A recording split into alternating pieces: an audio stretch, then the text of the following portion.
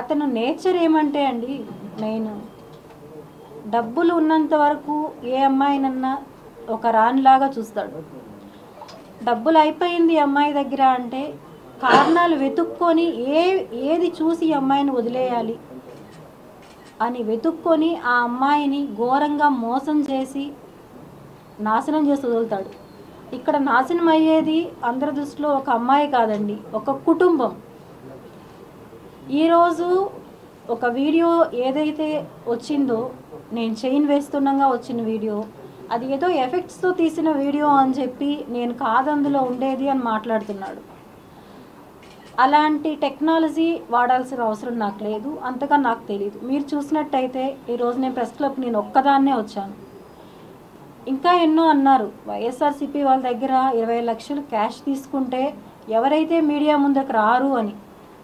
Cash తీసుకోవాల్సిన అవసరం నాకేముందండి? నేను నా కోటి 20 లక్షల కోసం నేను పోరాడుతున్నాను. నేను నా 25 సవర్ల బంగారు కోసం నేను పోరాడుతున్నాను.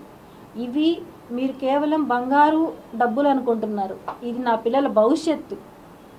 నా పిల్లల భవిష్యత్తు కోసం నేను పోరాడుతున్నాను. నేను ఈరోజు అతను మాట్లాడాడు కిలాడి లేడీ, అందుకని మేము 2013 నుంచి మా పక్కనున్నారు, చిట్లు వేశారు చుట్టుపక్కల అని. మీరు ఎవరైనా సరే మీడియా పరంగా కానీ పోలీసుల పరంగా కానీ ఎవరైనా కూడా ఆ చుట్టుపక్కల వెళ్ళి ఒకసారి ఎంక్వైరీ చేశారంటే అది యాక్చువల్గా మా అమ్మగారి ఇల్లు. అక్కడ చీటీలు అలాంటివి ఏమీ లేవు. మా నాన్న రిటైర్డ్ అయిన తర్వాత అక్కడ ఇల్లు కట్టుకున్న తర్వాత కిరణ్ రాయల్ అక్కడ ఇల్లు కట్టాడు. అలా అతనితో నాకు పరిచయం అయింది. అతను మాయ మాటలకు నేను మోసపోయాను. నేను తేరుకునేసరికి నా చేతిలో ఏమీ లేకుండా పోయింది. ఈరోజు అతను నన్ను ఎన్నో విధాలుగా నా పైన కేసులున్నాయి కిలాడి లేడీ అంటున్నాడు. కేసులు ఉండడానికి కారణం, కేసులు ఉన్నది వాస్తవం అండి, నేను చెప్తున్నాను.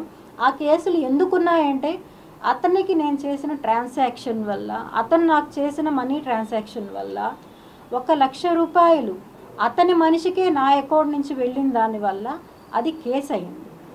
ఆ కేసులో ఉండేవాళ్ళు నాతో పాటు ఉన్న అతను కిరణ్ రాయల్ అనే వ్యక్తి దగ్గర పనిచేసే ఒక అబ్బాయి. అతను కూడా జనసేనకి ఇంతకుముందు వర్క్ చేశాడు. ఆ అబ్బాయి ఈరోజు ఆ అబ్బాయిని కూడా మ్యానిపులేట్ చేశారు డబ్బులు ఇచ్చి. ఎన్ని చేసినా నిజం అనేది ఎప్పటికన్నా బయట రావాలి. కాబట్టి నేను ఈరోజు మీకు చాలా చెప్పాలనుకుంటున్నాను నా వేదన. ఎందుకంటే ఒక అమ్మాయి బయట వచ్చి ఇలా చెప్పడం అనేది కుటుంబాలకు అందరికీ పరువు పోయిన ఇది నేను ఫేస్ చేశాను. ఎందుకంటే నాకు ఉన్న 2-3 కూడా నన్ను బ్లాక్ చేశారు. ఎందుకంటే నేను అందరి పరువు తీశాను అని వాళ్ళ ఉద్దేశంతో నన్ను బ్లాక్ చేయడం అనేది జరిగింది. అయినా పర్లేదు, ఎందుకంటే నా ఆపదలో నాకు ఎవరూ తోడు నిలబడలేదు. నా బిడ్డకి సర్జరీ అని చెప్పి కిరణ్ రాయల్కి నేను ఫోన్ చేసి నాకు డబ్బులు కావాలి ఎమర్జెన్సీ అంటే నానా మాటలు మాట్లాడి నా ఎంటీ చెక్ తీసుకొని 1 lakh రూపీ నాకు ఇచ్చాడు. ఇది ఎప్పుడంటే 1.5 month బిఫోర్. ఎంటీ చెక్, అది కూడా నేను ఎంటీ చెక్ ఇవ్వను అంటే లేదు ఎంటీ చెక్ కావాలి అని చెప్పి తీసుకున్నాడు. దానికి సాక్ష్యం అతనితో ఉండే వ్యక్తులే సాక్ష్యాలు, మా ఇంటి సీసీ కెమెరా ఫుటేజ్. ఆ తర్వాత అతను కాల్ చేసి నన్ను బెదిరించి చాలా అమానుషమైన మాటలు మాట్లాడి, ఇంటికి వస్తున్నాను, ఎవరిని పిలుచుకుంటావో పిలుచుకో, ఏం చేస్తావో చేసుకో అని చెప్పి బెదిరించి అరగంటలో మా ఇంటికి వచ్చి నన్ను దారుణంగా కొట్టాడు. కొట్టి అక్కడ మిద్దె పైన కెమెరా లేదు కాబట్టి ఆ ఫుటేజ్ నేను ఇవ్వలేకపోయాను. నేను కొట్టి తిరిగి అతను ఎంతో హుందాగా మా ఇంటి మెట్లు దిగి అతను వెళ్ళాడు. దానికి కావాల్సిన ఎవిడెన్సెస్ అన్నీ కూడా నేను ఇంతకుముందే ఒక ఛానల్కి కూడా నేను ప్రొవైడ్ చేయడం జరిగింది. మళ్ళీ ఇప్పుడు కూడా నేను ఒక్కసారి ఆ వాయిస్ రికార్డు వినిపిస్తాను. ఇవి వినిన తర్వాత కూడా ఎవరైతే ఇప్పుడు నా పైన నిందలు వేస్తున్నారో, ఎంత దారుణంగా మాట్లాడుతున్నారో, వాళ్ళు ఇది వినిన తర్వాత కూడా మాట్లాడగలరా అని నేను అడుగుతున్నానండి వాళ్ళని. చాలా అంటే చాలా ఘోరంగా.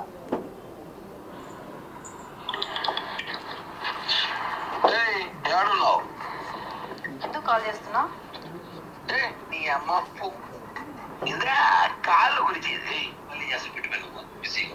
ఒకసారి డేట్ కూడా నోట్ చేసుకోండి, 27th. నువ్వు ఆడున్నా చెప్పు వస్తాడా ఇప్పుడు తెలుసుకుంటే ఈరోజు అయిపోయింది దేవుడు మెడిసిన్ ఇప్పించుకో ఎంఆర్పల్లి పోలీసులు ఫోన్ చేసి రమ్మని చెప్పుకుంటూ వస్తున్నా ఏంది పెద్ద పూక నువ్వు ఏమైనా ఏదో డబ్బు నీ కాలు నేను నాకినా నీ కాలు నేను పట్టుకే ఆడరా రారా పూక ఏ నువ్వు రారా పూక ఇంటికాడి లవడే కప్పల్ నా దగ్గర రా హలో ఏంది మీ నీ బాధ ఫోన్ పెట్టు కిరణ్ ఫస్ట్ నువ్వు ఫోన్ పెట్టు ఫోన్ పెట్టాను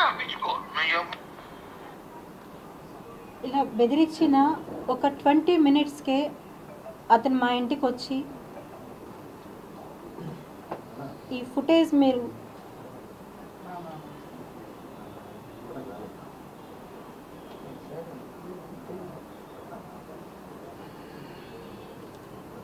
ఇది మీకు కనిపిస్తుందో లేదో వచ్చి మా కింద డోర్ నాక్ చేసి మా పెద్ద అబ్బాయిని నేను ఎక్కడున్నానని అడిగి నేను మిద్దె పైన ఉన్నాను అని చెప్పి బాబు చెప్పడంతో అంటే మా పిల్లోళ్ళకి తెలియదు తనకి నాకు గొడవలు అవుతున్నాయి అప్పుడు అని చెప్పి నేను చెప్పలేదు వాళ్ళకి.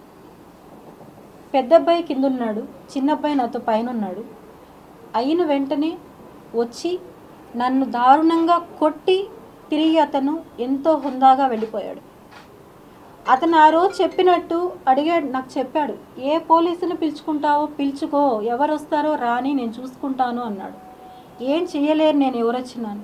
అతనికి ఆ ధైర్యం ఎలా వచ్చింది అంటే అతను కాన్ఫిడెంట్గా చెప్తాడు, నా వెనకాల జనసేన ఉంది, పవన్ కళ్యాణ్ గారు ఉన్నారు, నాదెండ్ల మనోహర్ గారు ఉన్నారు నా వెనకాల ఎవరేమంటారు వాళ్ళని, వీర మహిళలు ఉన్నారు నా వెనకాల అంటున్నాడు. వీర మహిళలు పవన్ కళ్యాణ్ గారు, నాదెండ్ల మనోహర్ గారు వీళ్ళందరూ కూడా అమ్మాయిల్ని మోసం చేయమని చెప్పి కిరణ్ రాయల్కి చెప్పారా? అమ్మాయిల్ని పవన్ కళ్యాణ్ గారు చాలా దృఢంగా చెప్పారు, ఎక్కడ ఆడపడుచు కష్టం వచ్చినా నేను నిలబడతాను అని. నేను 2 రోజులుగా పోరాడుతున్నాను. నిన్న ఒక నోటీస్ విడుదల చేశారు, పార్టీకి దూరంగా ఉండాలి కిరణ్ రాయల్ అని చెప్పి. అంతే తప్ప నాకు సపోర్టుగా ఇంతవరకు ఎవ్వరు కూడా ఒక్క కాల్ కూడా నాకు రాలేదు. అతను నన్ను ఇంత ఘోరంగా మాట్లాడుతున్నాడు, అవమానిస్తున్నాడు, ప్రాణహాని ఉంది, నా బిడ్డల్ని చంపేస్తానని బెదిరిస్తున్నాడు, రోడ్లో వెళ్తే యాక్సిడెంట్ చేపి చంపేస్తానంటున్నాడు. ఏవి కానీ రాలేదు. ఇంకొకటి, అతను చాలా ఒక మీడియాతో, ఆ మీడియా ఏదో కూడా నాకు తెలియదు, చెప్పాడు, చూపెట్టి బాండ్స్ చేతిలో పెట్టి చూపించేసి లాక్కొని తీసుకునేశాడు. మీరు గమనించారో లేదో బాండ్స్ అన్ని, ఇది దాని జిరాక్స్ కాపీస్. 2013 నుంచి మాకు కాంటాక్ట్ ఉంది. 2015-16లో అన్నీ తెగిపోయాయి బంధాలు. డబ్బులకి ఎటువంటి ఇది లేదు, క్లియర్ అయిపోయి ఆ అమ్మాయికి సెటిల్ చేసి పంపించేశాము అన్నారు. 9 years తర్వాత, ఆల్మోస్ట్ 10 years తర్వాత ఇప్పుడు మళ్ళీ ఆ టాపిక్ తీసుకొచ్చారు, డబ్బులకు అమ్ముడు పోయి అని చెప్పారు. డబ్బులకు అమ్ముడు పోయి నేను చేసుంటే 2023లో నాకు ఈ బాండ్ ఎందుకు రాయించాడు? తాను స్వహస్తాలతో, మీరందరూ చూసుంటారు, అతను నాకు డబ్బులు ఇస్తున్నాడు, నేను తీసుకుంటున్నాను, వీడియో నేను ఇచ్చాను, తెలియకుండా నా మనుషుల దగ్గర వీడియో తీపిచ్చాను, ఆంధ్రజ్యోతి పేపర్లో డేట్ చూడండి అన్నాడు. 2023 డేట్. 2023లో నాకు అతను ఎందుకని ఇవ్వాల్సి వచ్చింది? ఇది ఏ ప్రెస్ వాళ్ళన్నా అడిగారా? ఏ పొలిటికల్ వాళ్ళైనా అడగగలిగారా? లేదు. ఎందుకని? పార్టీ ఇప్పుడు వాళ్ళది ఉందని అంటున్నారా? ఎందుకని? ఒక మహిళకు అన్యాయం జరుగుతుంటే ఎవరూ సపోర్ట్ రాకుండా నాకు న్యాయం ఎవరూ చేయలేకపోతున్నారు. అతను మాట్లాడే మాటలకి అందరూ వెనకాలండి కామెంట్స్ చేస్తున్నారు, నన్ను తప్పుగా మాట్లాడుతున్నారు. నేను చేసిన తప్పు, అతన్ని నమ్మడం నేను చేసిన తప్పు. నేను అందరి ముందు నేను ఒప్పుకుంటున్నాను, నేను అతను నమ్మడం నేను చేసిన తప్పు. 2015లో క్లియర్ అయిపోయిందని చెప్పిన అతను ఎందుకు ఇవ్విచ్చాడు? ఎందుకు 2025కి 26కి నాకు 2 చెక్స్ ఇవ్వడం జరిగింది? ఎందుకని ఇచ్చాడు నాకు ఇవి? లావాదేవీలు లేవు అని చెప్పాడు ఆర్థికంగా, ఎందుకు జరిగాయి ఇవి? 2015లోనే ముగిసిపోయి ఉంటే 2023న 2022 ఈ వీడియో మీరైతే చూసారంటే, నేను అతను నా పిల్లలతో సహా మేము బయట ఉన్నప్పుడు ప్రెస్ మీటింగ్లో ఈ మొబైల్తోనే షూట్ చేయబడిన వీడియో ఇది. అతను ప్రెస్ వాళ్ళతో మాట్లాడుతుండగా నేను తీసిన వీడియో ఇది. కావాలంటే మీరు నా మొబైల్ చెక్ చేసుకోవచ్చు. ఇందులో నుంచి తీసామా లేదా అనేది కూడా మీరు చెక్ చేసుకోవచ్చు. అలాంటప్పుడు అతను 2022లో కూడా ఎందుకు నాతో కాంటాక్ట్లో ఉన్నాడు అతను?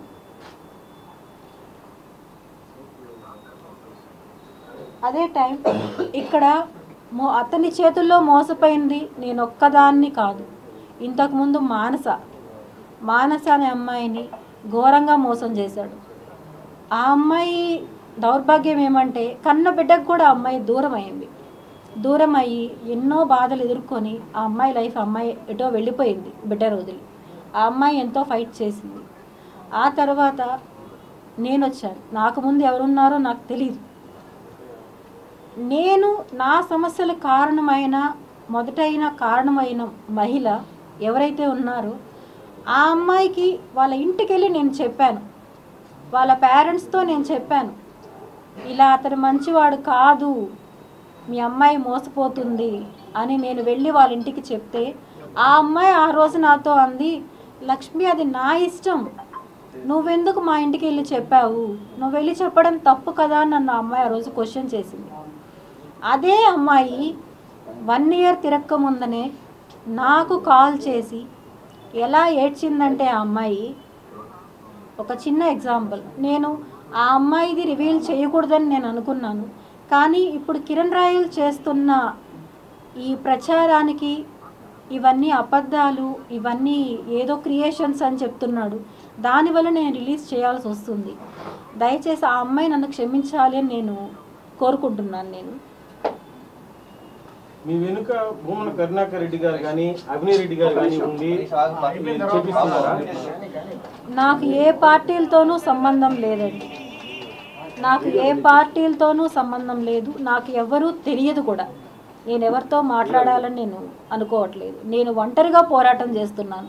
ఒంటరి పోరాటం చేస్తూనే అడుగుతున్నాను. నేను ఎక్కడ ఆడపడుచున్నా నిలబడతానన్న పవన్ కళ్యాణ్ గారిని, జగన్మోహన్ రెడ్డి గారిని, చంద్రబాబు నాయుడిని ముగ్గురిని అడుగుతున్నాను. నేను నాకు న్యాయం జరిగేలాగా చెయ్యండి, నాకు అండగా నిలబడండి. నేను ఒంటరి మహిళని, 2 బిడ్డలను పెట్టుకొని ఉన్నాను. నాకు ఎప్పుడు ఏం జరుగుతుందో తెలియదు. అతను ఎవరిని పంపించి నన్ను చంపిస్తాడో నాకు తెలియదు. నేను చనిపోయినా కూడా, నన్ను అతను చంపేసినా కూడా నా బిడ్డలకి న్యాయం జరిగేలాగా చెయ్యాలని చెప్పి చేతులెత్తి నేను అర్థిస్తున్నాను. నేను అందరినీ నేను దయచేసి 3 రాజకీయాల్లో ఎవరైనా సరే నాకు న్యాయం జరిగేలా చేయండి. ప్రజలు చేస్తారా, అది పోలీసులు చేస్తారా, మీడియా చేస్తారా అనేది కాదు, నాకు న్యాయం జరిగేలాగా చేయాలని చెప్పి నేను అందరినీ అర్థిస్తున్నాను. నేను అలాగే ఇలాంటి నీచుణ్ణి మాత్రం దయచేసి వదలొద్దండి అని చెప్పి కూడా చెప్తున్నా. ఇంకా ఎంతమంది జీవితాలు నాశనం చేస్తాడు ఇలాంటి వాళ్ళు.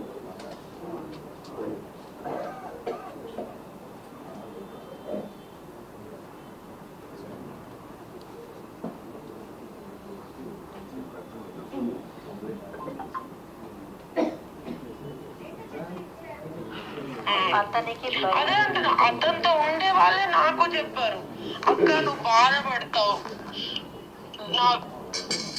వాడికి తెలిసిందంటే ఇంకా వాళ్ళని చంపేస్తాడని చెప్పి నేను ఇంకా ఏది బయట పెట్టను.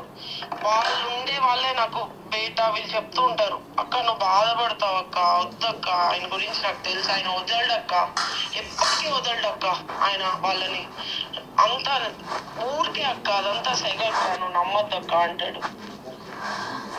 నీకు చెప్పాను కదా విత్తు, 1.5 year 2 years 11 years విత్తు. 2013లో నాకు నాకు ఒక మాట అన్నాడు నీ గురించి, ఏమన్నాడంటే నువ్వేదో పీక్తావని, నువ్వేదో డబ్బులు ఇస్తావని, నాకు డబ్బులు ఇచ్చే లక్ష్మిని వదులుకున్నా అన్నాడు. అంటే నువ్వు డబ్బులు ఇస్తాననే లక్ష్మితో ఉన్నావా, ఇష్టపడలేదా అంటే అవును డబ్బుల కోసమే ఉన్నా తనతో అన్నాడు. విన్నారు అందరూ? నేను రికార్డ్ చేసిందా, రికార్డ్ చేశాను అనుకుంటా త్రూ, నేను వాళ్ళని డబ్బుల కోసమే లక్ష్మితో ఉన్నాను, నువ్వేదో ఇస్తావు అని చెప్పి నీతో ఉన్నాను, నీ వల్ల నేను లక్ష్మిని వదులుకున్నాను అని చెప్పి ఆ అమ్మాయితో ఓపెన్గా మాట్లాడాడు. అది నాకు ఆ అమ్మాయే స్వయంగా చెప్పింది. ఆ తర్వాత